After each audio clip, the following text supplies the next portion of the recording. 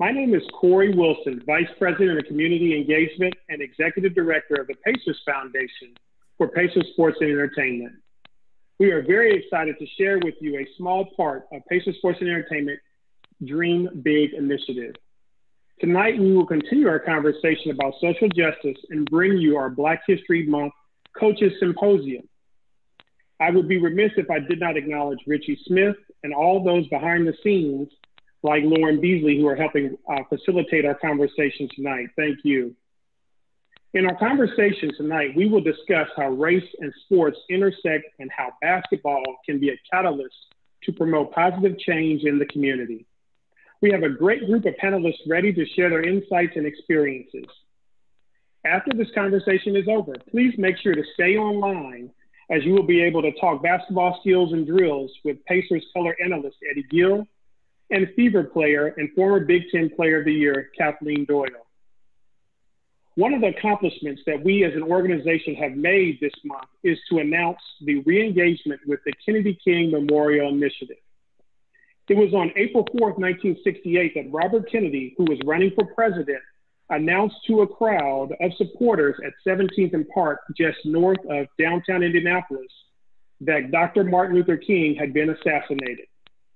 As news spread across the country about this news, many cities suffered looting and rioting, while Indianapolis remained calm, largely because of the words of Robert Kennedy. Fast forward to President Day, there is now a monument entitled the Landmark for Peace at the King Kennedy Park in recognition of the contributions of Dr. King and Robert Kennedy to our society. It's my pleasure tonight to have the fortunate opportunity to introduce to you the Executive Director of the King Kennedy Memorial Initiative, Mr. Darryl Lockett. Darryl? Thank you so much, Corey. Thank you so much, Pacers Sports and Entertainment, for seeing fit this Black History Month 2021 to have this conversation.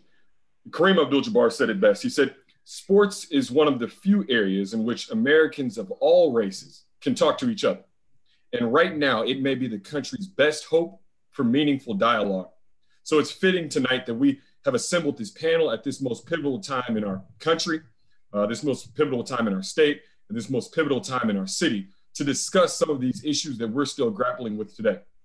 Corey mentioned the Landmark for Peace Memorial and the Kennedy King Memorial Initiative. That's hearkening on events from 53 years ago.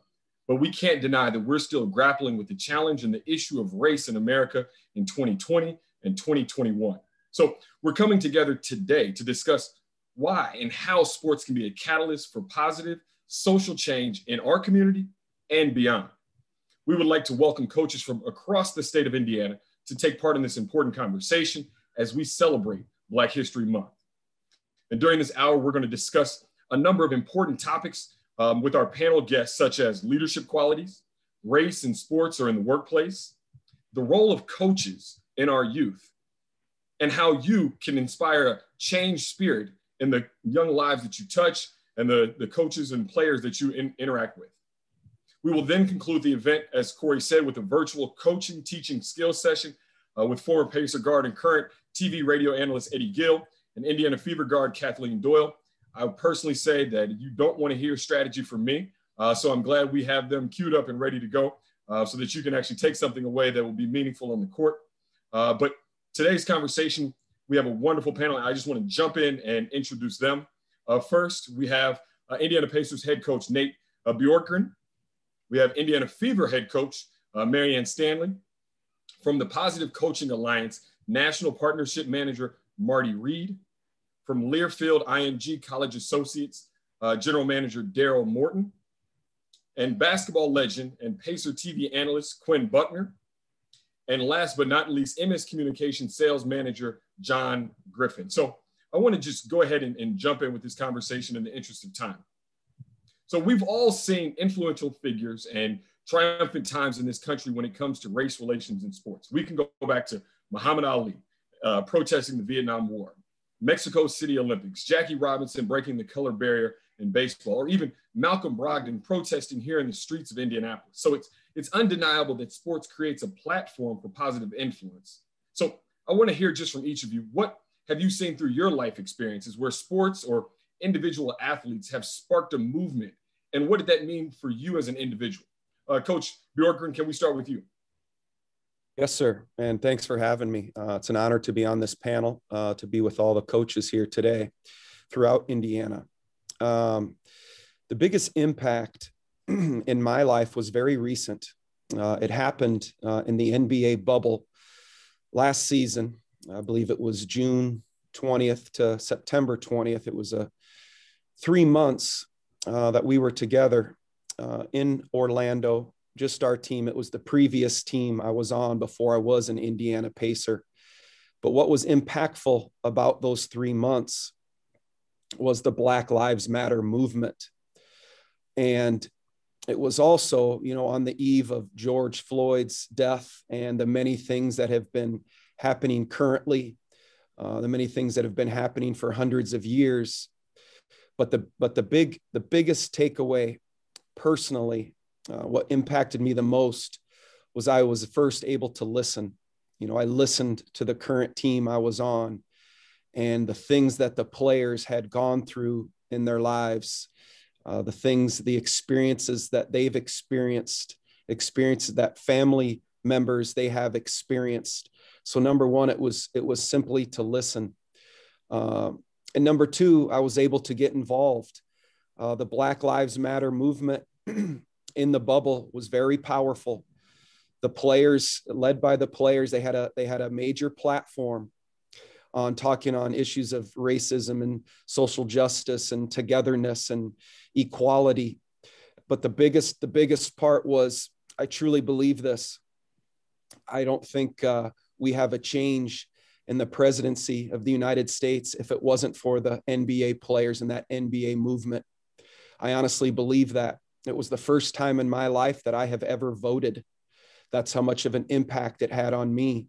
It had so much an impact on me. Not only did I listen first, but I would repeat the stories that I was hearing. I would call back home to families and to my family and to my friends and let them know of the experiences that our players and players before them and coaches before them have gone throughout their lives, and how important it was to stick together and love each other, and how important sports are in doing that. So the Black Lives Matter movement, it's the sweatshirt that I have on today during this call. It's all the things. I could tell you so much more, and I know I have to let others speak. But there was a time in that bubble where every single NBA team, every single NBA coach were all in a room together at one time talking about how we can make a change in the world. And it was very powerful. And a lot of people look at our players as just basketball players and athletes, and there's so much more than that. They're such great people, and the things they do in the community for this country and the world are unbelievable. And it's a real honor to be a part of that. Thank you so much. And we'll go to Coach Stanley now. Yes, Darryl, thank you so much. I'm really appreciative of the opportunity to join this panel this evening. And I'd like to echo something that Nate just said. The WNBA also participated this summer, and our season was competed in a bubble in Bradenton, Florida.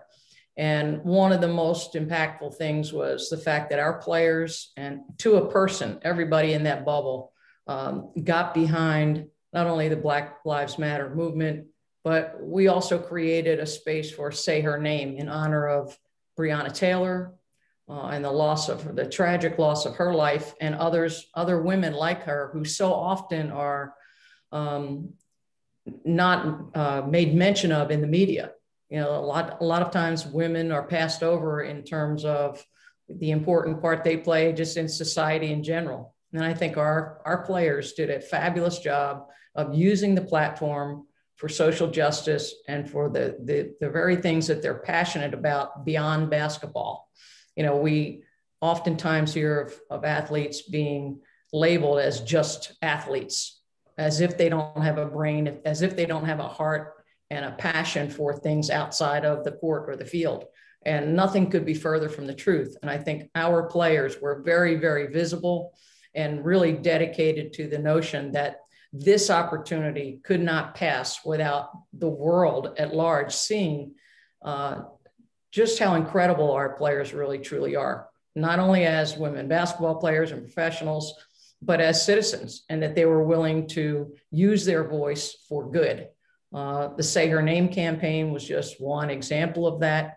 I'll single out a particular person who actually was not in the bubble this year, but everybody knows Maya Moore and the incredible work that she did to get Mr. Irons out of prison after all these years, 18 years in prison for something that he didn't do. And Maya sacrificed her WNBA career to do that, and just felt compelled and empowered to actually take that step, okay, to step forward and stand up and stand alongside of him. And I think in that spirit, you saw our players really take up the cause of Reverend Raphael Warnock. From the very beginning, the players in the bubble advocated for Raphael Warnock as a senator from Georgia. And I think it just goes to show how very impactful you can be when you use your voice, when you're consistently and passionately compelled to take action for positive change. And I couldn't be prouder of our group than what they accomplished this summer. Now we're going to go to Marty Reid. I know you're here in the capacity as the partnership manager for the Positive Coaching Alliance, but you are also an athlete in your own regard and a champion on the softball diamond. Can you give us your perspective as well?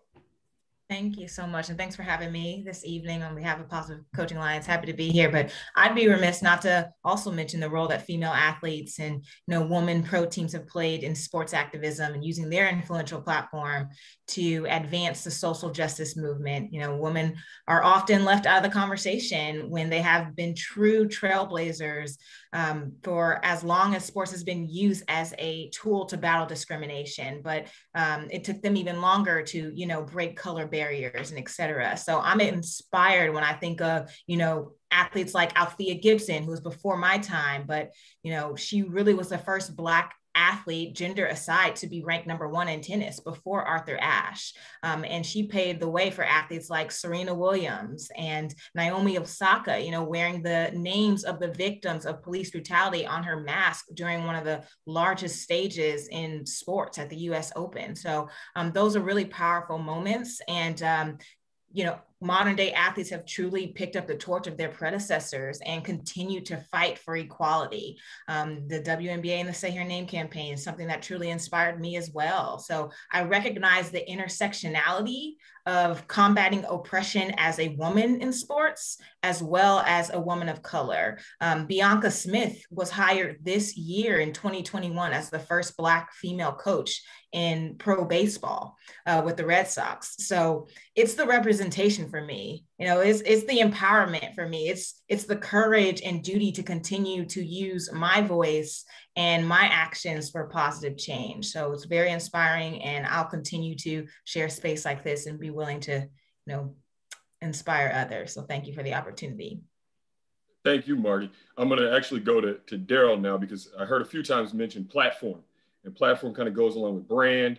And I know with some of the work that you're doing, it kind of goes hand in hand where, you're understanding the importance of players asserting their voice and using that platform for good. Can you, talk a little bit about your thoughts? Yeah, I think so. I just want to echo, first and foremost, thanks, huge thanks to Richie, Corey, Lauren, the entire team at Pacers Sports and Entertainment. You guys truly continue to be a beacon in our community, and we really want to thank you guys on behalf of Indianapolis native for just continuing to do great things. I think I go back to Colin Kaepernick when he first took a knee and kind of started this thing. I think that was just a monumental moment in history that we'll live to tell, our grandkids and our grandkids about. It was such an amazing step that he took forward, and he was heavily scrutinized for it, but he still decided to use his platform, which was to me just a magnificent move to bring such an important situation to the forefront. I think it's continues to really inspire me, just like Marty said, just to see athletes from all walks at this point come together for the greater good of our country. And I just think that that's something it's very, very inspiring. Definitely. And I think media has a large role to play in this. We see these athletes and they're very visible, they're out front, and it's not to take away from the work that anyone else is doing in community, but there is a spotlight on sports and athletes in America. John, can you kind of go into that and how you've seen athletes use the media well, or times in the past that you'd want to point to folks to sit down and take some time to research from your days in the media? Yes. Well, and again, thanks for first the opportunity to join this panel. I feel humbled and maybe don't have the level of stories personally the way some others have had. I've been very lucky at Emmis Communications, a company that's a longtime partner with the Pacers and an organization that really fosters inclusion. I think to your question, Darryl, I think even more recently, you look at how Jacoby Brissett has handled his time with the Colts and has continued even while he was thrust into a main role and then lost his starting job, but still continued on as a great representative, the Walter Payton Man of the Year representative for the team, and how he handled that with grace, and yet still was pushing for positive change and trying to have discussions amongst the team. So there's an example, even very recently, of a player utilizing his platform and leveraging the media in a way to try and advance the dialogue. Definitely. And last but not least, because legend is in his title, I thought that he could, sort of stand to wrap up this first question. And I also want to point the second question to him. But Quinn Buckner, you played sports at the highest of levels. Many of the folks that we're talking about who took stances in generations prior were personal friends of yours. You would walk down the street and, people might see you one way, and then that when you put on that uniform, people see you a completely different way. How did you deal with that sort of, operating in two worlds, realizing that, things change when you're on the court versus when you're just another, black man walking down the street? And what do you think has changed for minority athletes or just employees in the field since the time you were playing? I can't hear you. I know it's good, so I want to take you off of mute. Yeah, no, I need to take myself off. You don't have enough time. Seriously, you really don't. Let me give you a sense of where I am, where I come from. I'm from a family of educators. My mother was the first Black superintendent of a white school district in the North. An activist I didn't understand because she was a quiet activist, and it was just interesting. And I watched her go through that. And my mother was a very in the house. That day and age, the daddy ran the house. Mom was get her in front of the board, and she was an entirely different person. So that's why I started to see it. I didn't recognize it for what it was. For all of my life, I've had to kind of walk that tightrope, if you will. I was a high school sophomore and didn't get moved up because the community, because I was in a second class that was bused, the community wouldn't allow me, because I was Black, to move up to the varsity. And I was clearly supposed to be a part of that. So I had to start dealing with that. My father's an IU grad, as am I, and helped me balance that. And so a lot of these things you're talking about, I've seen. I saw Tommy Smith, John Carlos, Kareem, Bill, Jim Brown, all of that. I'm the oldest person on the call. So I would live through that. And I see it on a daily basis, but I have to tell you, there are a couple of things. The women did a terrific job. I got to tell you, when you start putting your career on the line, Colin Kaepernick deserves credit there. There's no question about it. So, and what I try to do is just from my conversation, just move it forward a lot, frankly, because when you put your career on hold, that's a big deal. My generation and the generations before that couldn't do it. I'm not sure because they weren't quite sure what to do with it, quite frankly. But Coach Stanley talked about Maya Moore. I, as a human being, can't be more proud of her.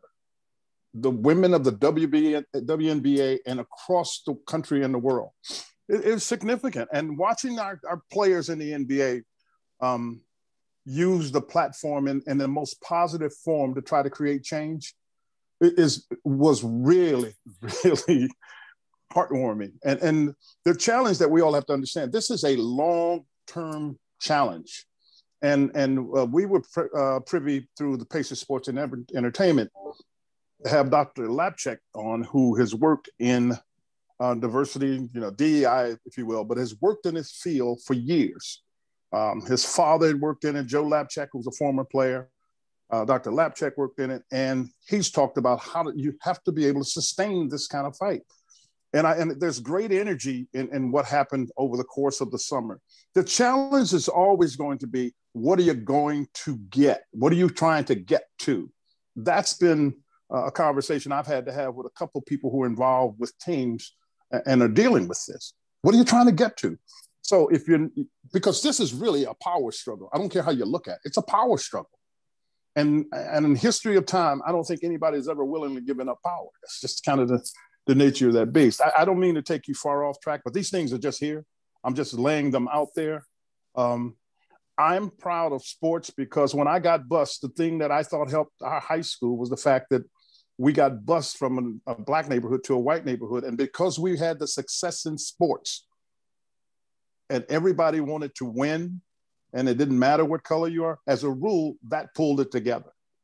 And that was really an important part of my drive as a young man who grew up in a more difficult environment than other people. But I'm proud to have been able to do that for that reason. Now, I'm not going to take up much more of your time. I just want to tell you how proud I am of all of you to be willing to come up here and have this conversation, regardless of color.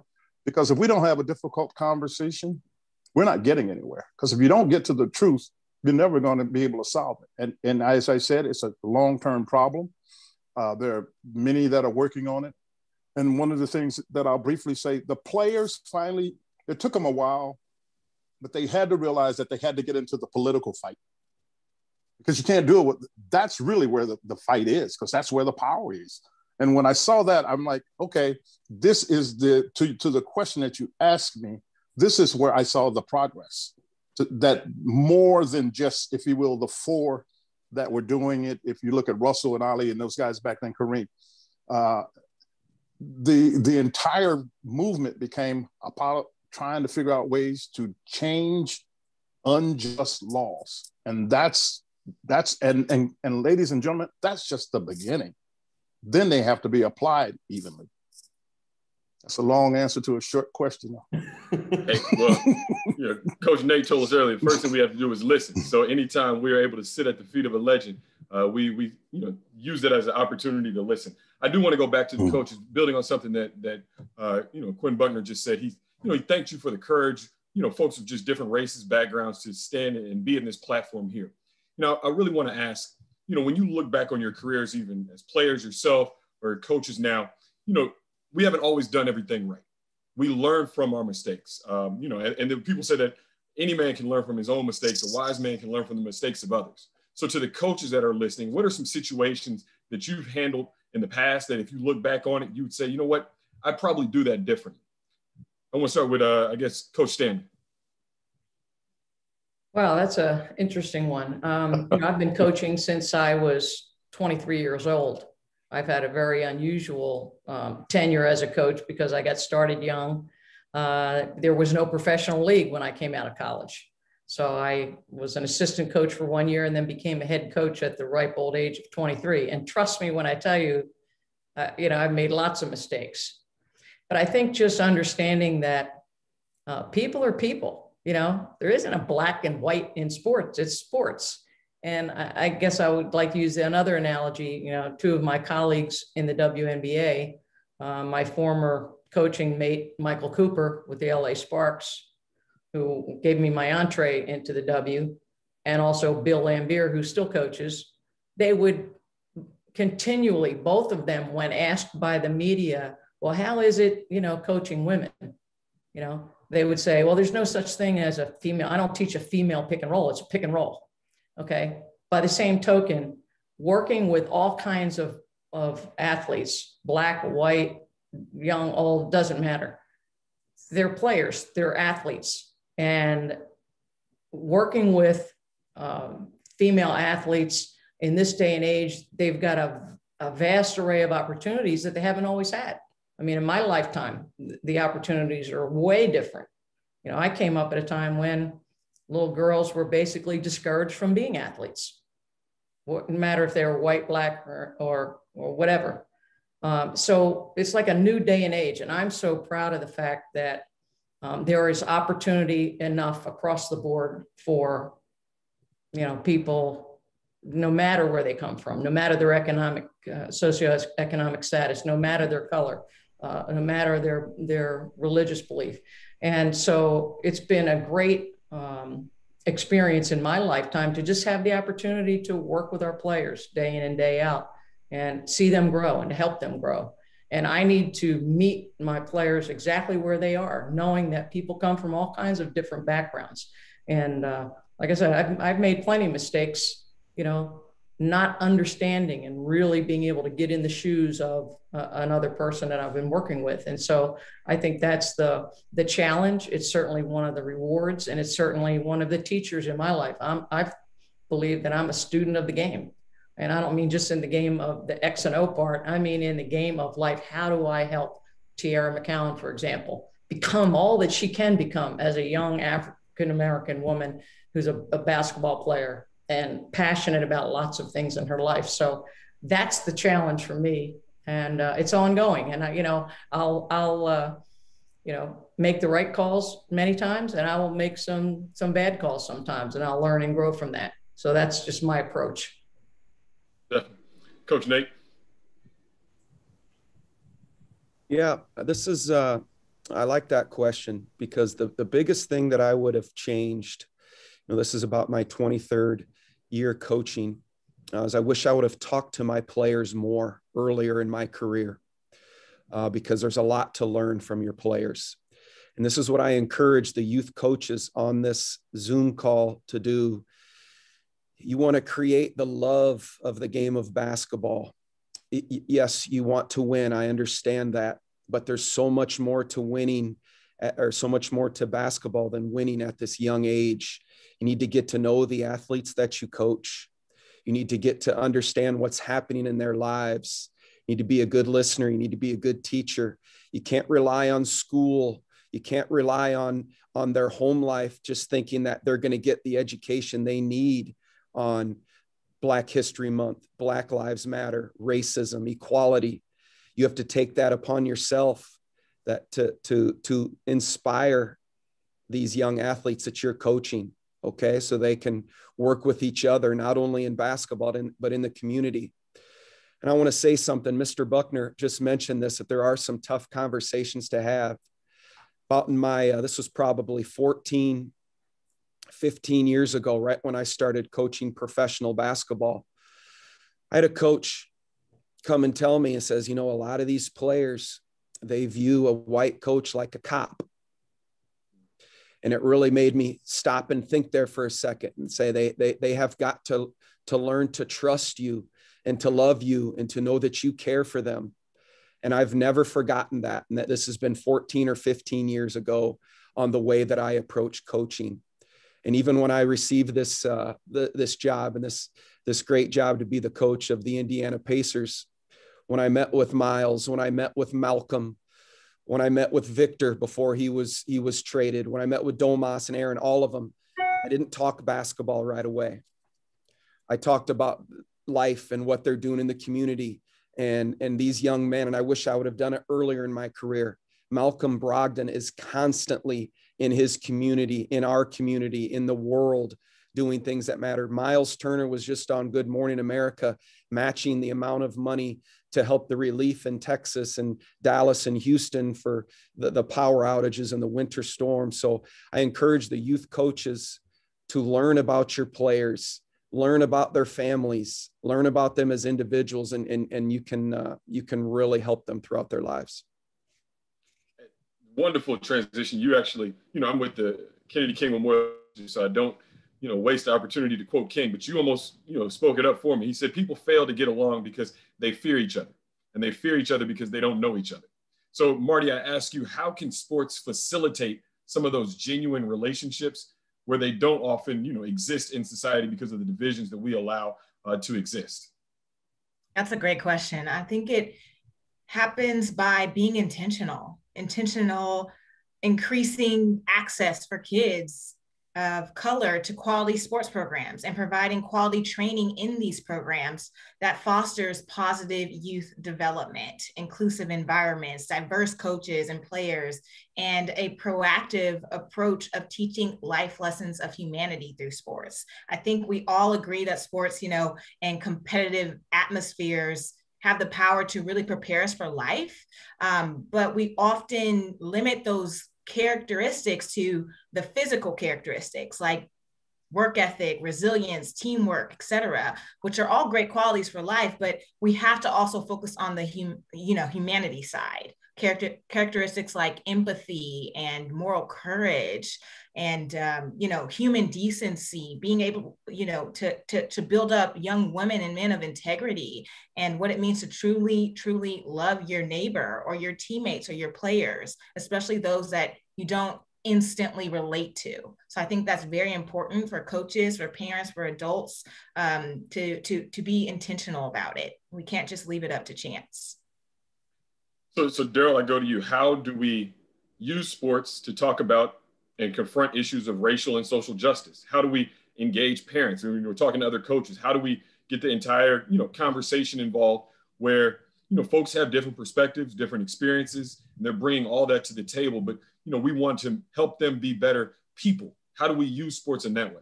Yeah, quick story. So I was born in Cincinnati, Ohio, in the Avondale area, which is a tough area. Quinn kind of alluded to a tough area. I was born in a very tough area. And shortly, early on in my life, very young, I moved to a small town. A lot of you guys on the call may know it's Rushville, Indiana. So I went from an area where 98% of everyone I saw on a daily basis was Black to an area where 98% of everyone I saw on a daily basis was white at a very young age. The common denominator for me was sports. It helped me develop really good friendships with people who looked nothing like me, came from households that looked nothing like my household. And that kind of carried me into my life. And still to this day, the experiences I had as a young child and the different things that coaches who look nothing like me put into me because they actually cared. And like Nate said, they took the time to actually talk to me, understand my situation, get to know my grandmother. Those are some of the best men in my life. Without those men, this doesn't happen. And so I think to Coach Stanley's point, one of the most powerful things about sports is the fact that even subconsciously, sometimes you don't understand that you're playing with people who look nothing like you, who if you could pick a line of friends or a group of friends, you probably wouldn't pick them. But because you have a common bond in sports, it leads you to develop relationships with them. So I would say, to Marty's point, coaches on this call, be very intentional about just helping kids understand the importance of what they're currently doing and how it will transfer to the rest of their lives, if that makes sense. I think that's something that's extremely important. In terms of translating to the rest of their lives, I think 2020 was a year that was unlike any other for anyone else. If you're, a teenager, it was nothing like you've ever experienced before. Going to school in a virtual environment, seeing, the death of a man in front of your eyes, run on the news channel time and time and time again. John, I ask you, from all of the emotions and the vulnerability that you felt, that you saw just pervade through the media, what do you want people to carry away from 2020 to inspire and continue that sort of momentum into 2021 for a positive change? I'd go back to what Coach Nate said in his opening comments about listening. That we all should, I hope we all learn from this to listen and really, as the shocker, especially, someone white, to realize you can't just assume things and probably, again, to Marty's point, to be more intentional, but not only intentional just from a place of coaching or a place of sports, but just a place of living and of media, in that place to have that perspective and voice carried forward. Again, at my company has been very committed to diversity for a long time.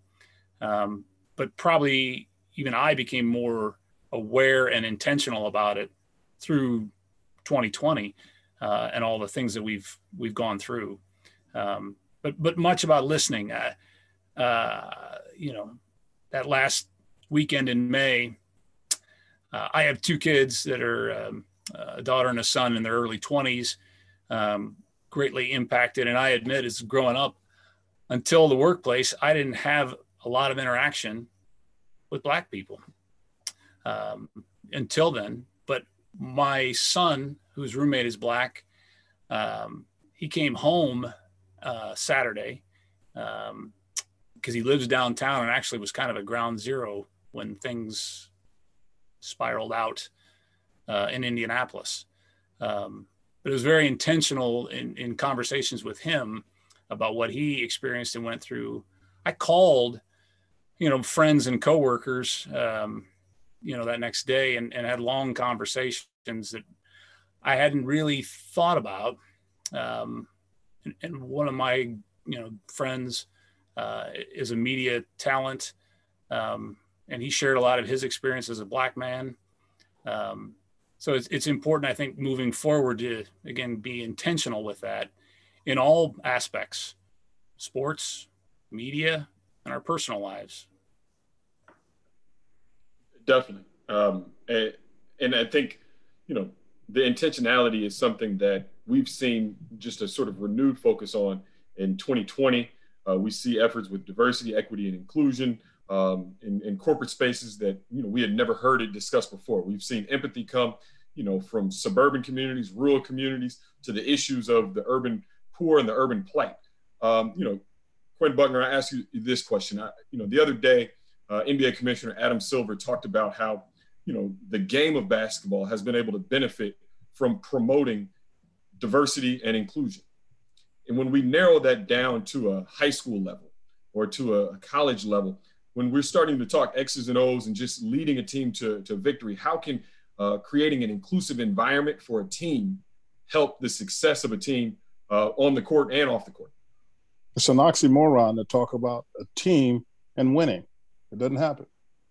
And teams are successful when they have any group dynamic is successful when they have they have one goal. If you're on a team and you're truly on the team with some skills, and I'm sure all and coaches understand this because Coach Stanley and Coach Bjorkgren were on point. If you fully understand who is on your team, you understand how you have to approach them in order for them to perform at a high level. And what that will translate to is not only them understanding each other and seeing those kind of things in their playing career, they see it in their life. That it has to be about the fact that you communicate it, you understand me, and sometimes I understand you as a rule. And when you're wrong, I got to be able to come and tell you, that's not right, that's wrong. To be able to have that kind of dialogue. I mean, the team experience for me is how I live my life.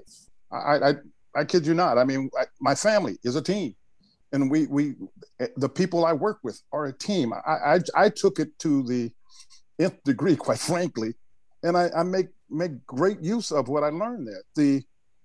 The fact that I have to be, intentional, disciplined, if you want to call that, on some occasions when I walk by people that don't look like me, sometimes that don't speak, I speak.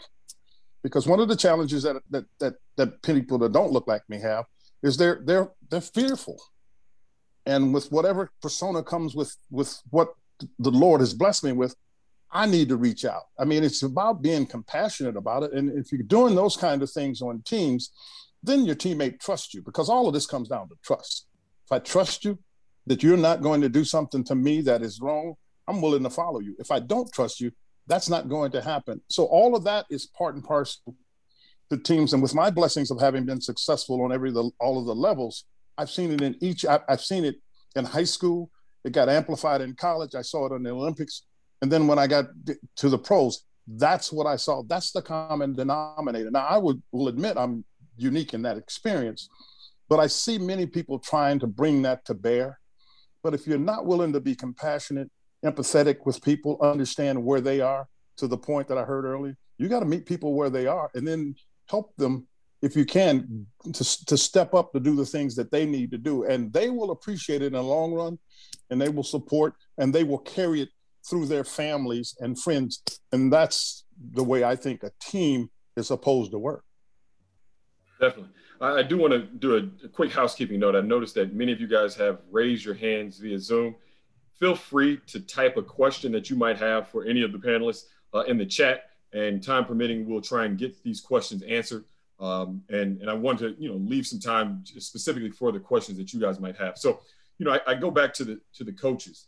How have you dealt with situations where you might have one personal perspective that's completely different than that of your players? And, talking to coaches now when there is a generational divide and young people see and, might feel differently about things that, you might not, feel the same way with the life that you've lived. How do you sort of reconcile that? And, I want to pack into that. How do you advise bringing parents into that conversation? I don't think you're bringing in parents on the professional level, but to the high school and younger coaches.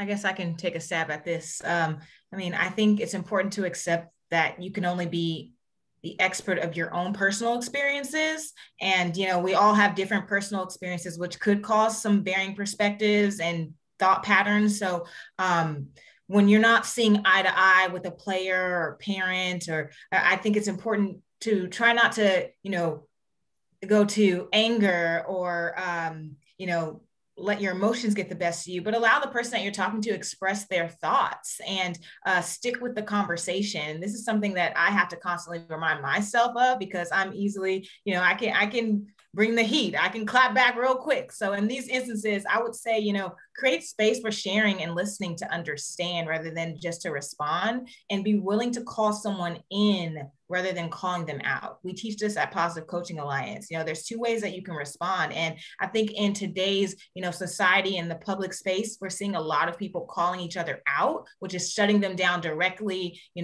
often in public spaces without any intent to rectify or address the, damage.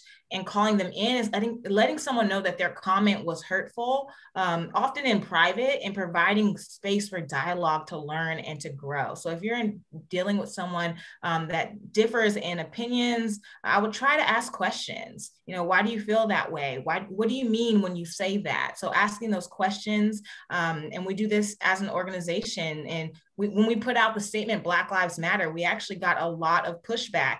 And a lot of people thought we were trying to push a political agenda, when in fact we were focusing on humanity with no intentions of having a political conversation. So I think it's important to call them in, which takes time. It takes relationship building, it takes persistence, and it takes a lot of self-regulation. Anyone else want to add to that? Yeah, I'll go. I think I completely agree with what Marty said. I think the one of the big things is you can't react out of anger. I think sometimes the best thing to do is to take a step back, and when the time is right, have that conversation. I do think fact-finding questions is very important. Do your best to try to understand where the person comes from. And also, I think it's perfectly fine if you just don't agree with someone on a certain topic. I don't think it's an illegal situation. You're not going to get thrown in jail for it. But I think it's important to understand and come to the conversation with a level of respect and patience, and actually really trying to meet that person in the middle on the topic.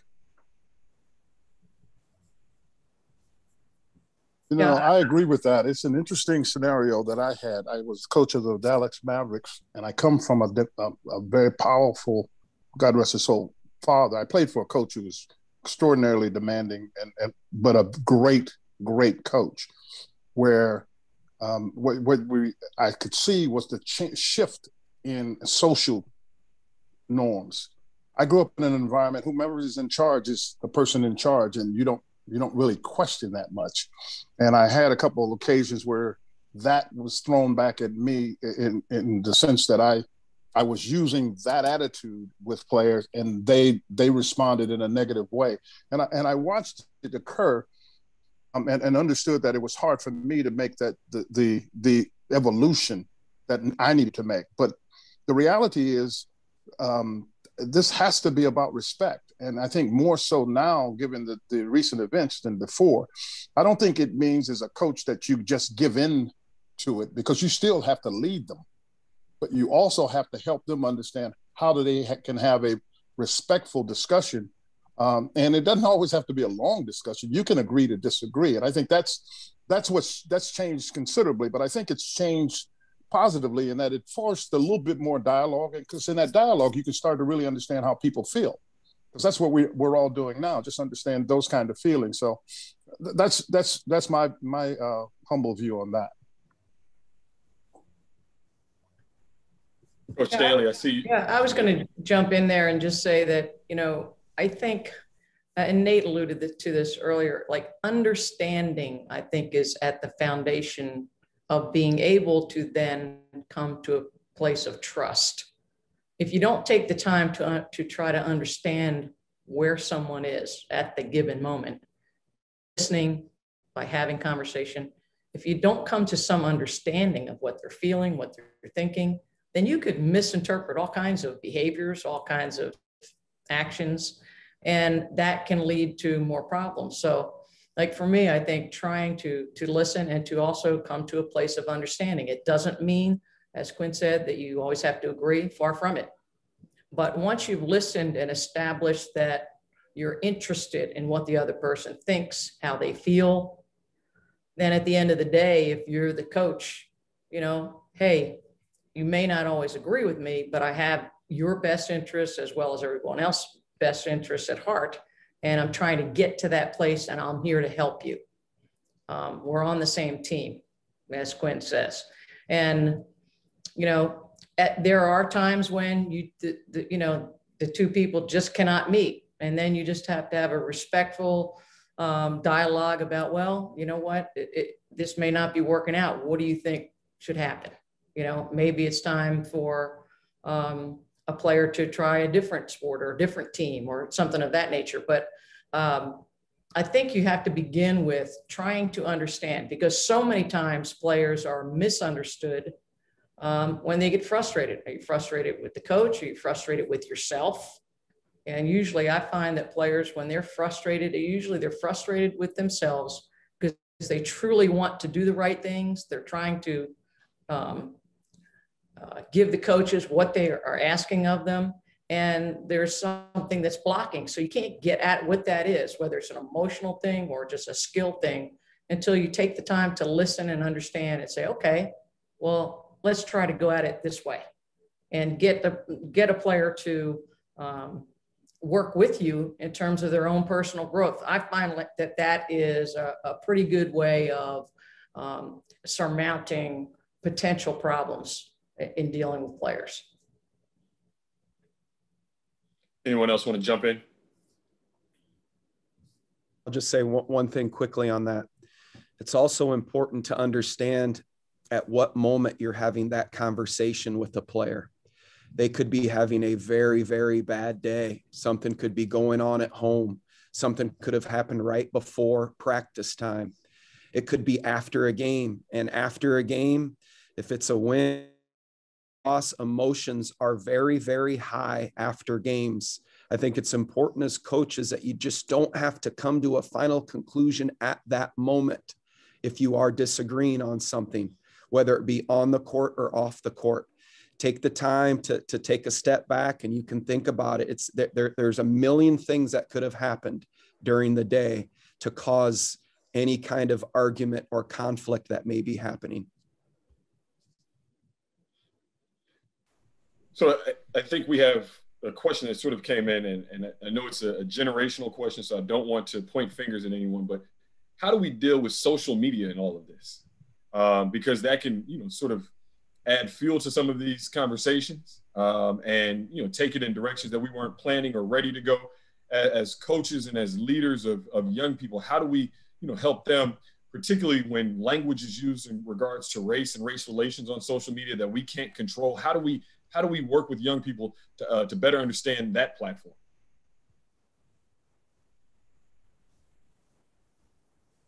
Yeah, I'll speak again. I think any action that's done out of anger or out of emotion 9 times out of 10 is usually going to end badly. So I think the first thing you do, once again, you need to step away before you make any decision to do anything. And then for some reason, what people don't understand about social media is when you put it out there, it's out there. It's not coming back. So I think people just need to really understand the magnitude of social media and how some people have hidden agendas when it comes to social media, and they can quickly you probably mean for good into something extremely bad. So to me, it goes back to emotion. You walk away, walk around the block, take a dog for a walk or something. Just do not put anything on social media that is going to impact you, because it will. And I have a 15-year-old son right now who has a chance to play high-level Division I football. And I keep telling him, listen, that could, whatever you put on social media 5 years from now, 4 years from now, could come back to you on the backside because you were in some sort of way about something that was not even that big of a deal, but you made the wrong decision and now you got to deal with the consequences. And so for me, again, it's always out of emotion. Social media is the worst place to be when you are feeling special, is what we'll call it for now.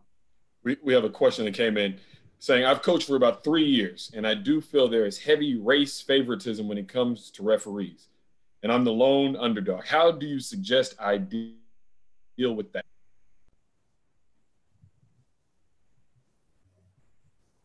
Nobody's ever talked back to a ref? I will.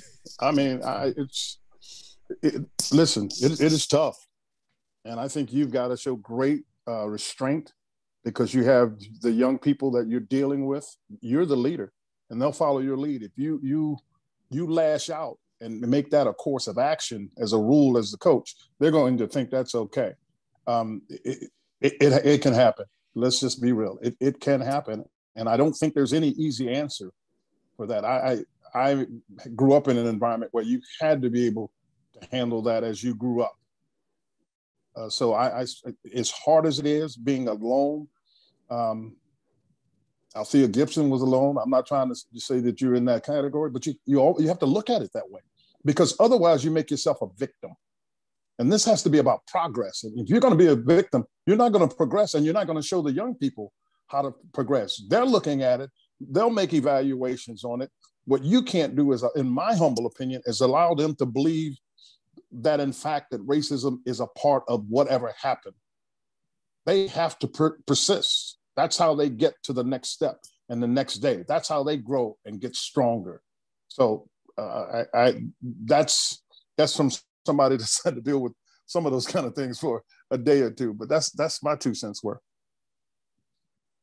Anyone else want to jump in? That couldn't have been said any better by Mr. Buckner. That is the answer. That's the coach. Don't call me Mr. Buckner. We're getting ready to fight over here. But that's very well said. Coaches are the leaders, and your players, they will follow your lead, and you have to continue to coach the best that you can. And it couldn't be said any better. Well, I want to first thank Pacers Sports and Entertainment for creating this platform for us to have this, sort of courageous conversation and bold dialogue. Quinn Buckner said in his first comments that it takes a lot of courage to just, make yourself vulnerable, to say something that, might not come natural, might be uncomfortable. It may not be in your, the cocoon that we are oftentimes able to create for ourselves. To step outside of that takes a lot of courage. So I thank, each and every one of the panelists for the time today, but I also want to thank the coaches who saw fit to join in on this Zoom call, because this is not necessarily a part of your coaching assignment, but I'm sure, and I've been reminded, it's not about, wins and losses, but I'm sure it will make stronger athletes and stronger people that you lead. So with the few minutes that we do have left, I'd want to leave an opportunity for folks to give a final comment if they have one. I'll start with John Griffin. Thanks, Darryl. Again, it's been, I appreciate the opportunity here. And one thing that was sort of sent around in advance of this was, how can sports, what does sports need to continue to be aware of as it relates to equality and access for all? And I would say this, because it's tied a little bit to my business as it relates to media, is all sports needs to, again, go back to the word intentional, but just be aware and cognizant of access. And access, of course, could be not just play, but to attend. And the Pacers and other organizations are very good as it relates to making tickets available to many others in the community. But even, in arena or in the stadium, as things have evolved and become more corporate, I think the ecosystem has to be careful to not separate, to almost have a class separation even within the stadium. One of the beauties of sports is that you can attend and someone who doesn't look like you and be from a very different circumstance, but you're there cheering for the home team sitting right next to each other. And more stadiums have different separate seating that doesn't even allow people to go in varying parts of the stadium. We need to be careful because, again, the commonality, the common denominator of sports can bring people together versus creating separate spaces. Of course, tickets have assigned areas, but we just need to be careful. And the same with to be able to watch, free, radio or television or access to be able to watch sports versus the paid platforms that can exclude others. I just think that sports needs to be mindful of that responsibility and place to help bring people together and not just chase the dollar. Marty? Yes, this has been a great panel. The last thing I'll say is just continue to search for teachable moments and lead by example. This is something that you got to do constantly, daily. It's a daily decision to take action on the little things. You have an influential platform as a coach to truly impact the lives of the young athletes that are entrusted within your care. So don't take that time for granted. Thank you. Darryl? Yeah, so two things quickly. The first thing, coaches, thank you. I think you guys may underestimate, and I say guys, but I truly mean males and females. I think you underestimate the power that you possess. I think we could truly change the community by the work that you're giving. And I know a lot of you guys probably are not being paid to do what you do, so thank you. The second thing I'll say is this: if there's any hiring managers on the line, please listen clearly. When Coach Nate and Coach Stanley go to look for the best player that could help their team, they probably aren't going to be hiring their best friends, right? And so when you have positions come available, truly give people who could be the best people for the job a chance to get the job. Don't hire your best friend just because you're comfortable with that person. Okay, those are my two things. Again, thanks to the Pacers Sports and Entertainment team. This was a great panel. It was an honor to kind of work alongside you guys. The legend, Quinn Buckner.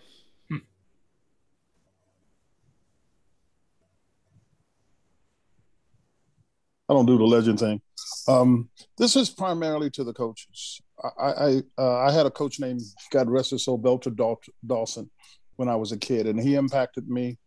My parents were strong. My parents were educated, so they strongly impacted me. But to you coaches out there, as was just said, please, you can highly influence these young people. I cannot impress upon you enough. They look up to you. You're the adult there. They have issues along the way. You are teachers. And in that, those people do you have are some precious students. Do not take that for granted. And thank you so much for being a part of this. Coach Stanley? Yeah, I would like to echo both Quinn and Darryl and Marty in that the impact that coaches can have on young people is phenomenal. Never underestimate that. And there will be many times when you really won't know the impact that you have, but trust me, you will have an impact. So to Nate's point, it's important that you lead in the right way, that eyes are watching you, people are following your example.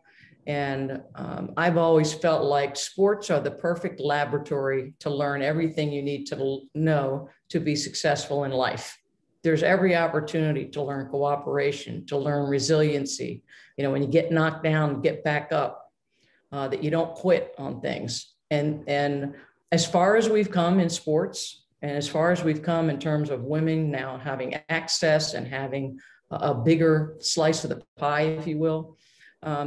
There are plenty of young women who haven't had the opportunity to have the benefit of sports in their lives, the health benefits, the emotional benefits, the life lessons. So I applaud all of the coaches who are listening tonight and encourage you. You may not know how very, very important your work and your influence and your care and concern are for the people in your charge, but trust me, it's a big, big influence, and you're going to impact lives, and these young people need you to lead the way. And again, I just salute you for being willing to spend your time, your energy, and your care in helping all the young people that you help.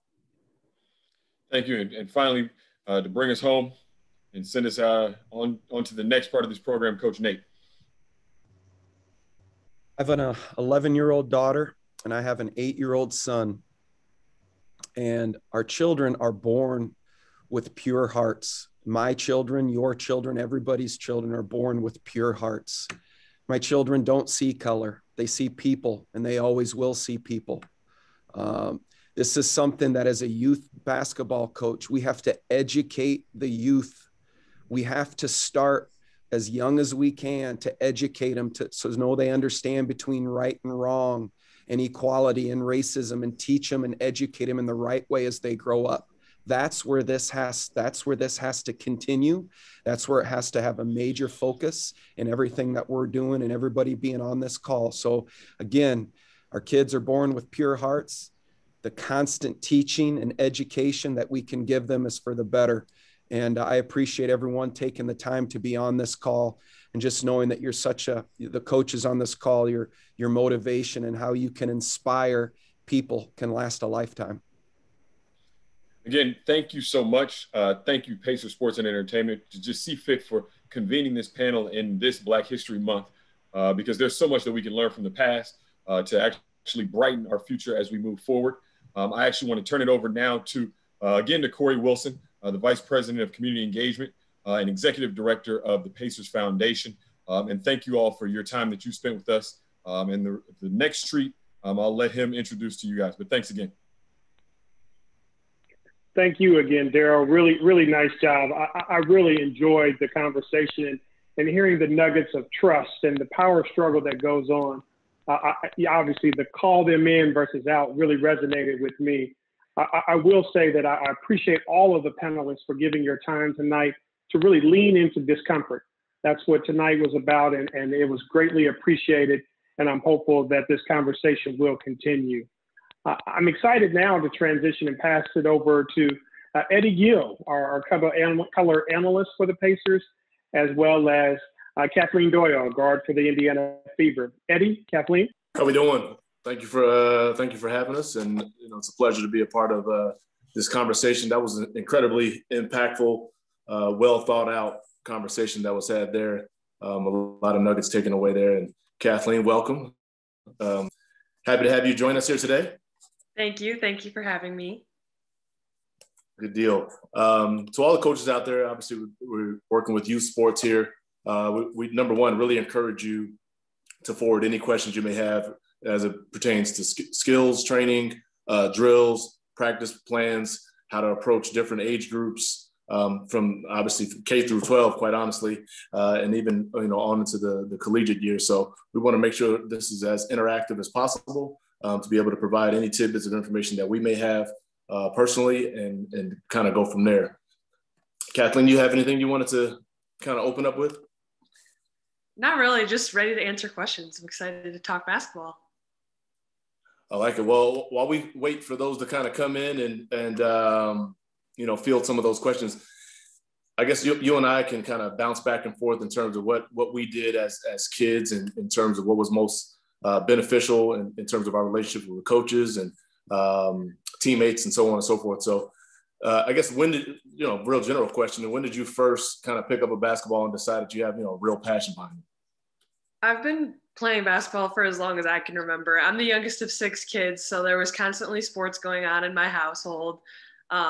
Like even in the basement, like we had like pretty uneven basement floor, but still working on my handles and stuff like that. So, I mean, you could ask my parents, I was constantly outside playing basketball on my neighbor's hoop. We didn't have a hoop that was good enough, so I was always knocking on my neighbor's door to see if I could use their court. So started from a really young age, a lot of outside work.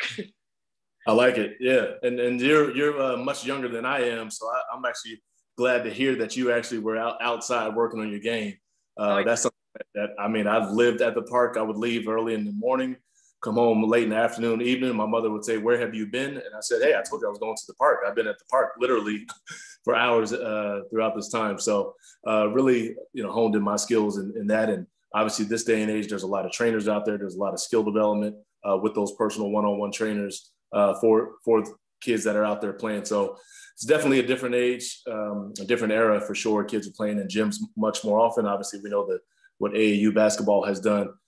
We did have one question come in, and I'll let you go first. Think about a coach that, or maybe share a little bit about a coach that has inspired you the most, and which one that was, and kind of why. What was their approach and how they did things? I've honestly been so lucky to have amazing coaches my whole life. Like even starting in grade school, just have had really good coaches that care about you as a person and a player. And I think one that sticks out to me is Coach Lisa Bluter from Iowa. That's where I went to the University of Iowa. And she honestly feels like a second mom to me. Like she genuinely cares about you on the court. Obviously she wants you to be their best, but she also pushed me to be my best off the court too, pushed me to be a better leader, better person, just a confident woman in the sports world. And I think that was really influential for me to have.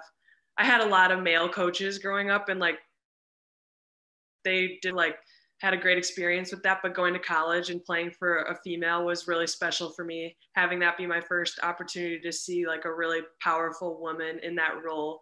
And eventually I'd want to be in that position as well. So I think she has been really influential for me. Yeah, no, that's awesome.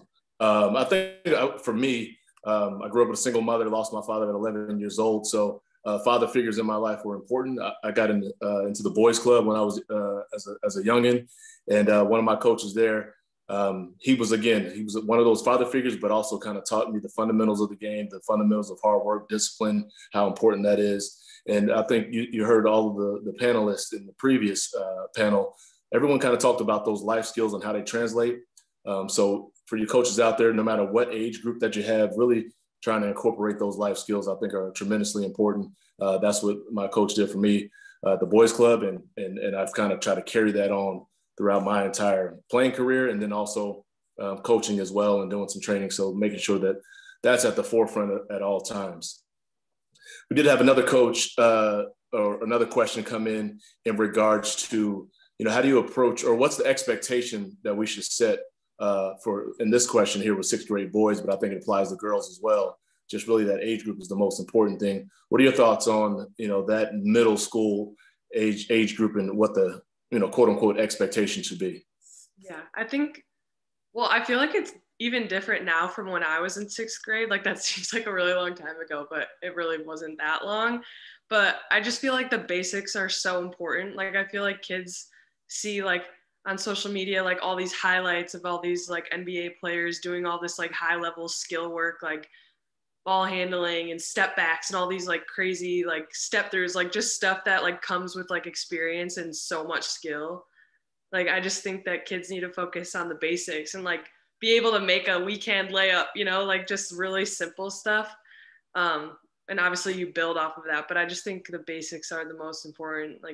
I think I was at Shoot 360 and there was a kid working on his handles and all this crazy step back, and there was air ball. And I was like, you got the handles down, but just maybe form shoot, just keep it simple. I think keeping it simple is really important. So you have that foundation to build off of later on. There is no question about it. I couldn't agree more with that statement, especially that younger group, even talking about sixth graders. And the question was what the expectation should be. And I think kind of going into it without an expectation, you don't put expectations on kids or the group that you have. You really look to just meet them where they are and develop them, getting them to their next step, wherever that may be, individually, as a group. And for me, I had an AAU team. I coached my son's AAU team for about 3 years. And I tell you, in a 2-hour practice, we did skill development for probably an hour and a half. I think skill development is huge. It's key. And again, you're meeting them where they are and trying to get them to their next next phase of skill development, and really focus on that. And I think in the end, you'll be much happier, where they end up, instead of just, I think at this age group, they should be doing X, Y, Z, to your point, step backs and all these other Euro steps, and the kid can't dribble with their offhand. So, those types of things are hugely important. Looking at another question coming in, someone has one regarding AAU basketball. With basically 2 practices per week, how would you break down the time spent at practices between fundamental drills, offensive, defense, conditioning, and scrimmaging? That is, I think I kind of just addressed that a little bit. Would you like to go into that a little bit? You're not too far removed from AAU basketball, I suppose. I feel like different coaches have different styles, and I don't think like one is better than the other. I think my AAU program was like straight up scrimmaging like the whole time, and you were kind of expected to do that like fundamental work by yourself and like improving your skills by yourself, just because like they said, there's only 2 practices a week, and I feel like my coach wanted to focus more on like how he wanted our flow to be more than skill work. But I mean, I've played for multiple coaches. Like one was all scrimmaging, and the other one was a lot of shooting, a lot of skill work, and then more controlled scrimmages. So I don't think one's necessarily better than the other. Personally, I loved my coach that just had a scrimmage, because I just got to go play for 2 hours, and it's a really good workout, and I did my best to improve outside of practice, but that is also putting a lot of trust in like young kids to get after it on their own. So it just kind of, I guess, depends how much you trust your players. I don't know. Yeah, no, I totally understand that. I think, again, I think skill development is huge. So even with those 2 practices a week, I would still concentrate a lot of that time towards skill development, and have some very vanilla offensive and offensive sets.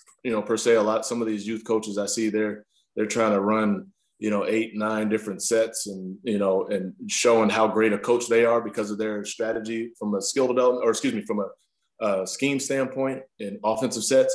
But again, meanwhile, you have, 80% of the team, especially depending on the age group. But if you have those younger groups, a lot of times, to your point, if you have a group like that and you just roll the balls out and we're going to scrimmage every day, all day, the 2 best players, which you were probably one of them, the 2 best players are going to have the ball in their hands the entire time. They're going to make all the plays, and everybody else is running cross country. They're just running cross country. They're not necessarily playing basketball, because when they get the basketball, someone's taking it from them, or coach has all these restrictions on them because they haven't worked on the skill development. So I think that part is huge. And really encouraging. Once you have that part down, now we just go and encourage everybody to go be aggressive. They have a shot, they take a shot. They feel like they have an offensive advantage, they take that offensive advantage. Defensively, for me, I'm super big proponent of man-to-man defense, especially at a young age. It drives me nuts when especially when my kids were younger. They were in 4th and 5th grade, and I'm seeing coaches just put kids in a 2-3 zone. You go guard this spot on the floor, and you guard that spot on the floor, and then all is well. And, they're winning all the games because they're in 5th grade, right? Because no one knows how to attack a zone, right? So sacrifice some of those wins and teach them how to play man-to-man defense and keep people in front and kind of help each other. I can go on a rant all day long about zone defense and youth basketball, but I'll temper it there and get on to the next question. Let's see what we got here. This last one here. Do you believe that skill practices are better than situational drills? That's a good question. So, again, skill development versus trying to put, if I understand the question correctly, just put kids in certain situations, game situations is what I think they're referring to. What are your thoughts on that? Well, I think both are really important. I feel like the younger you are, the more skill work is needed. And then as they get older and progress, then like I think situational like breakdown drills and like putting them in situations in a way that is skill work, like a post getting doubled and needing to get out of the trap, like stuff like that is still a skill that you need to have. So I feel like it's kind of goes hand in hand, but when they're younger, skill work is probably more important than situational. But I feel like as you develop and get older, it's important to do both. I don't know. It's hard to say like which is better because both are very necessary, I feel like. Yeah, no, I totally agree. I think that one is dependent upon your group. You know, what ages do you have? If you have that youth group, you know, the middle school and younger, really just pound skill development till you can't anymore. I think that's super important. As you get into high school, they obviously need to learn how to, you know, read time and situation, know your personnel, you know what the scouting reports may be, know about other teams' tendencies and those types of things. You can get into game situations a little bit more once they get into high school. But I definitely believe, you know, all the way up through middle school and even high school. You know, I had a high school group in AAU, and we did a ton of skill development. So I think that's key throughout. And you can probably speak to it, I'm sure, with the Fever. You can see guys in the NBA. Everyone's working on their game at all times. They come back, you know, after the offseason a lot of times and have added something different to their game. I will say a lot of times I'm telling kids, if I have the opportunity to work with them or be around them when they're, especially in those younger ages, I tell them to, you know, watch NBA basketball for entertainment purposes only. Don't go out there thinking that you're immediately going to be shooting from half court. Like, you know, Steph Curry, Damian Lillard, they're shooting these shots with ease. So a lot of times kids are just going out there trying to emulate those same plays. So watch it for entertainment and not necessarily for trying to go out there and do those exact same things when you're 12 years old, for example. For sure. Good question here. How do you emphasize the importance of a backup plan if sports do not work out? Yeah, I think it probably depends like how much you're with the kids and like how much you're with their group, like how involved you are in their like life outside of basketball. But I feel like if you're really in tune with your players and like are getting to know them as a person and not just a player, I think that's the biggest way to like that you're going to be able to impact a player. For coaches that like would talk to me, like when I knew that they cared about me as a person and then they were asking questions like what are my passions and interests like outside of it, then it made me feel like comfortable to be not just a basketball player in front of the coach. Like I feel like there's a time to be a player-coach relationship, and then there's a time to like get to know each other as people outside of the sport. I feel like, I mean, athletes growing up, and if you're like playing sports, you find your identity in sports, and that's something that like even now, like even I've reached the professional level, like I try not to put my value and identity into the game because I'm a person outside of that as well. So I feel like if you can teach kids that like they are somebody outside of sports, that would be really helpful. Because like I'm still working on that. Like you're capable of other things other than putting a ball through a hoop and, you know, stuff like that. So I feel like investing in relationships off the court will allow kids to like see themselves as not just a basketball player. Yeah, no, I think that's awesome. I think ultimately, you know, it's kind of to add on what you're saying is just show that you care about people, right? You care about the person first, and we can figure out basketball second. I think that's important. I think the other thing is setting realistic expectations and really talk them through what it takes if they have professional aspirations. Number one, don't shoot those down. Right? I don't say you shoot those down, but you do also set realistic expectations and say, okay, this is what you want to do. This is what you like to do. These are here what the numbers look like and how they shake out and the type of work that you have to put into that. With my AAU team, our first day of practice each season, I would say, all right, who wants to play varsity basketball? Every hand goes up. Okay, who wants to play collegiate basketball? Every hand goes up. Who wants to play professional basketball? Maybe one or two hands go up. Not everybody wants to play, or maybe half of them, depends on your group. Also, but again, once you have the results that they kind of want to reach, make sure that your work is matching the expectation that you have for yourself. And if those two don't align, now your expectations are out of whack, right? So make sure your work is matching those expectations. And a lot of things still have to go right for you to get to even, varsity level high school basketball, and then going on to collegiately, and then professionally is a whole nother animal. But making sure you set those expectations. And I think within every drill, every practice, every game, one thing that's huge for me is always talking about how this may relate to life. For example, like I would relate it to the classroom for the kids. Okay, if you don't want to work on your game this week and practice hard this week, what type of result do you think you're going to get, this weekend when we go play this tournament? Same thing happens in the classroom. If you got a, math test Friday and Monday through Thursday you were cruising at home, didn't do anything, I'm not sure. What do you think is going to happen on? So trying to relate some of the things that happen on in their life, every day, and moving forward, and set those expectations so they are thinking about other things outside of basketball. For sure.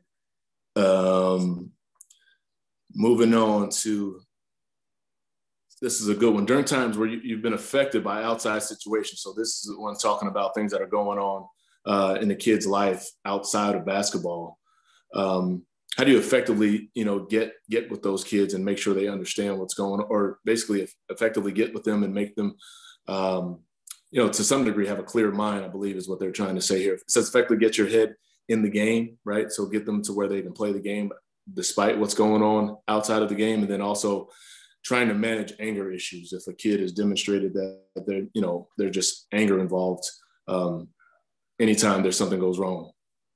Yeah, I feel like, well, obviously outside situations you can't control. So like once the game starts, I feel like, especially when they're younger, emphasizing that basketball is supposed to be fun.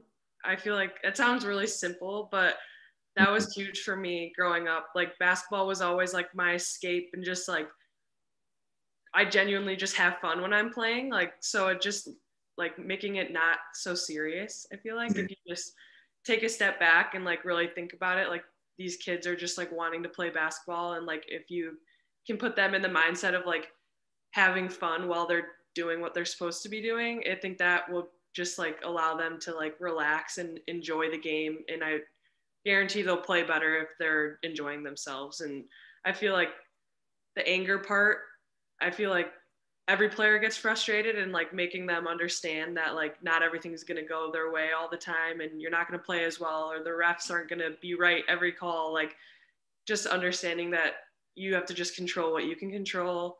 And I mean, I'm working on it. Players all the way up to the professional level work on like managing their frustration. Like we're humans playing a game that you make mistakes in, so it's not going to be perfect. But I feel like just for kids, especially, taking a step back and making sure that they're enjoying themselves while they're doing it will solve a lot of issues, I feel like.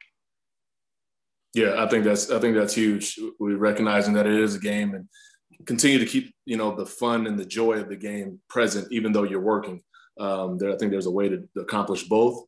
And then also, I read something a long time ago, and it stuck with me, and it's not easy to do, but I try to do it.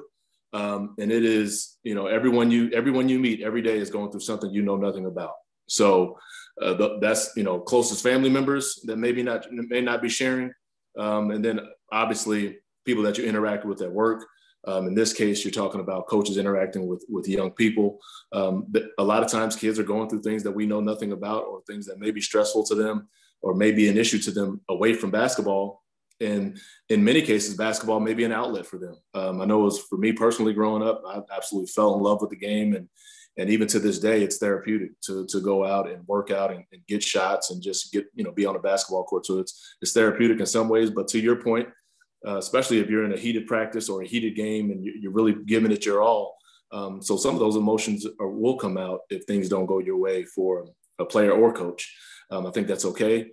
Obviously, you want to try to manage those situations the best you can, but also just, again, recognizing that we're all going through certain challenges out there that have zero to do with basketball, and they may spill over onto the basketball court, just like, any adult who has an issue personally that may spill over into their work life. So making sure we just have an understanding that, people are people and they're going through different things, and obviously still want to set the expectations of what you should be doing as a unit when you get into those practices and games, but having a little understanding in those situations.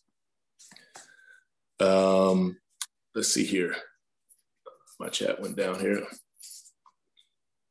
One of us, as a coach, would you concentrate more on offense or defense in your practice? I personally, when I coach, I plan on if I'm coaching a younger group, definitely defense, because that was like one of the most valuable things that I learned from a young age. Like, I agree, man-to-man defense, about what you were talking about earlier. I think learning the principles of man-to-man defense from a young age just like helps so much as you get older, and just having solid understanding of what you're trying to do defensively. Otherwise, kids will just like run around with their heads cut off, I feel like. So I feel like definitely if it's a younger group, defensive minded, so they know what they're supposed to be doing, I guess. And honestly, not even when they're just younger, older too, like all the way through high school, just having really solid defensive principles is really important, because if you have really good defense, a lot of times it leads to really good offense. Yeah, no, I totally agree. And I think this is something that is it just really transcends. It goes from if you're in first grade or if you're in the WNBA or NBA and you're playing the elite high level basketball, the fundamentals of the game never change. So you definitely want to make sure that from an offensive perspective, obviously skill development, I can't say that enough, but defensively having those principles in place, guarding the ball, keeping your person in front of you, help side defense, rotations, those types of things, trying to manage some of those things. Now, obviously, someone asked earlier about, 2 practices per week. You don't have the luxury of practicing 5 times a week and 2 hours a day to put in some of these fundamentals, but I think it's still something that's worth that effort and that attention. There's no question about it, being able to exercise those principles. And even though you're in a short time frame, over time, they will start to grasp those concepts and techniques, both offensively and defensively. So I would say a blend of the two. And again, depends on your group and how they're gravitating towards some of the messages being communicated. Next one, how do you encourage individuals to address life after the air comes out of the ball? The fans have stopped cheering. Do you all engage in career development? That is a great question. That is a good question. I feel like that pertains more to like the older kids, like in high school and then college. I know at the University of Iowa, we had people that helped us. Like we had it's called player development was the position, and they would help us pursue like internships outside of basketball. So I got to do internships. I got to study abroad while I was at Iowa. They really let me pursue those things that I was passionate about doing. And I think that goes back to, it all ties back together of caring about the person and the development as a person, not just the player. And I think that helps people transition out of it, because they, even though like their coach isn't coaching them anymore, they still have that relationship built and confidence that people believe in them and that they can do things outside of basketball. So I feel like just really investing in those relationships and allowing players to pursue stuff outside of the sport is really important. Yeah, that's a great question. And funny, oddly enough, that actually relates to my personal business, the day-to-day business with Wise Financial and Comprehensive Financial Planning. And we talk about that all the time with our professional athletes. This question was, when the air comes out of the ball, I'm always saying when the ball stops bouncing. So I do love being prepared for that career transition. A lot of times, athletes are getting all sorts of negative publicity for making irresponsible financial decisions. And once, they stop playing, they don't really know where they're going from a career standpoint. They're out of money, all of these different negative things. But that's something that is incredibly important, being able to focus on that. You're beginning with the end in mind, still keeping the main thing, working on your game and trying to have a sustainable long career, but also knowing what that transition may look like as well is incredibly important. And I think, just having that conversation is super important. So I think that's a really good question. Next one, how do you feel with parents who are taking the joy out of the game for their kids? Really good question. That's a tough one, because it's kind of hard to control. You don't have a say in how people parent their kids, but I think all you can do is control how you're coaching them and how you're helping them see the game. I think if a parent is applying like a lot of pressure on their kid, then it's important for you to recognize that and like take a step back and allow them. I keep talking about it like all I care about is having fun, but like making sure that they are having fun and enjoying themselves. And I feel like just recognizing how each kid handles, I feel like it would be obvious to tell if a parent is applying a lot of pressure and making it not fun for their kid. Then I think it's important for you to take a step back and still help them develop as a player. And like, not to say like don't coach them, like still coach them and develop their game, but just making sure that you're taking the approach that working on your game is fun and basketball is fun and getting better is fun. So I feel like just reading that and just taking a different approach, I guess. Yeah, no, I think that's great. I think one of the biggest things is just having conversations with, being willing to open the door to parents and have those conversations with them is important. It's especially when you're talking about the youth-based level. I think that's important to have conversations with parents, be open to that conversation, have an open door policy, and really set. And the parents may not necessarily agree or like everything that you're kind of communicating in terms of setting expectations for the groups, for the kids on the team, but just being able to have that conversation, saying, "Hey, this is a kid. This is how I think we can all help the kid better. In terms of what their progress may be." So I think that's really important, to just being able to have an open conversation with those parents, and parents also have to be realistic with themselves and their kid, also knowing that I know we all love our kids, and I have two of my own, but they weren't the first to play this game, and they won't be the last. And we'll take this last question before we get ready to wrap up. How do you deal with kids being scared on the court? So it sounds like you have a kid with some apprehension. How do you feel the best way to address that? I feel like if a kid is like scared or intimidated by the game, then that just shows like a lack of self-confidence. So doing that skill work and like practicing the basics will allow them to feel like more natural while they're playing. I've never like dealt with it directly, but that's just kind of my gut reaction to the question, is just the better that they get as a player, the less scared they'll be, I guess. I don't know if that's a good answer or not, but that's kind of my take on it, is if they get better at the basics and have confidence that they can do what they're supposed to do while they're out there, then it's going to be more enjoyable for them and they're not going to be as intimidated. Yeah, no, I totally agree. I think one of the biggest things is, again, when you start with the skill development, that breeds confidence, right? Kids starts to believe in themselves, believe in their ability to do things and how to move forward in the game, how to make a play, how to get stops, how to do all of these different things. So I think that's one of the biggest things to build the confidence. And then once you've done that, and even while you're doing that, encourage kids to, for example, shoot open shots. It blew my mind through all of youth basketball. I would see, number one, this is a day and age of a lot of kids who have the fortune and the privilege to get personal trainers. They have them. They're working on their game. They're playing year round. And I go to watch a high school basketball game, and they're not allowed to shoot an open 15-foot jump shot. If they shoot an open foot, or if they shoot and miss, 2 consecutive open 15-foot jump shots, they got to come sit down.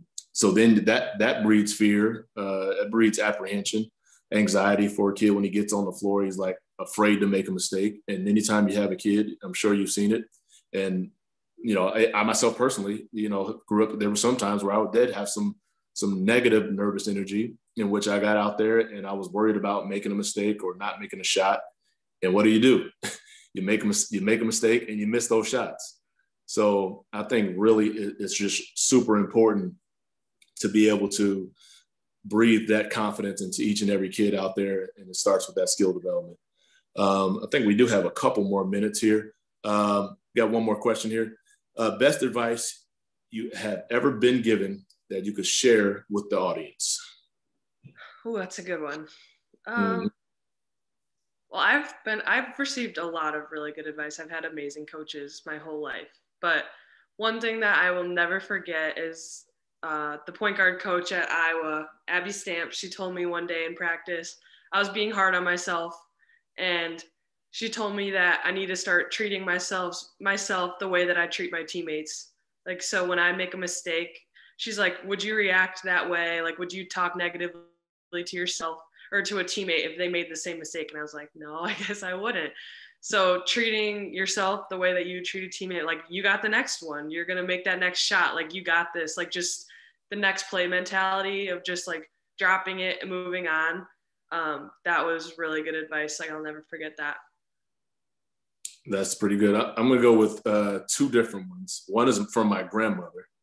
This was this was a long ago. I was maybe 20 years old or something, like 21 years old. And this was kind of basketball life, advice moment that she was able to give me. She said that you're going to have to take some risk in order to be successful, right? And this kind of goes to that previous question about, a player or anyone that's out there playing scared. You can't really let yourself go, right? So you got to go out there and really go for it, play with some risk, and the reward will be there. And again, that was a kind of a life lesson for me. And then I'll end with the last one I got from Kevin Pritchard, who I played for, who's the president of basketball for Indiana Pacers. Played for him in the ABA for a short time before getting called up by the Memphis Grizzlies. He used to tell me, if it feels like leather, shoot it. If it feels like leather, shoot it. So for those kids that are out there apprehensive to shoot the basketball when they're open, coaches, I would tell them, hey, if it feels like leather, shoot it. So with that said, I think I'm going to hand it over. Well, first of all, I want to thank you, Kathleen, for being here with us. Thank all the panelists in the previous panel. I thought that was very powerful.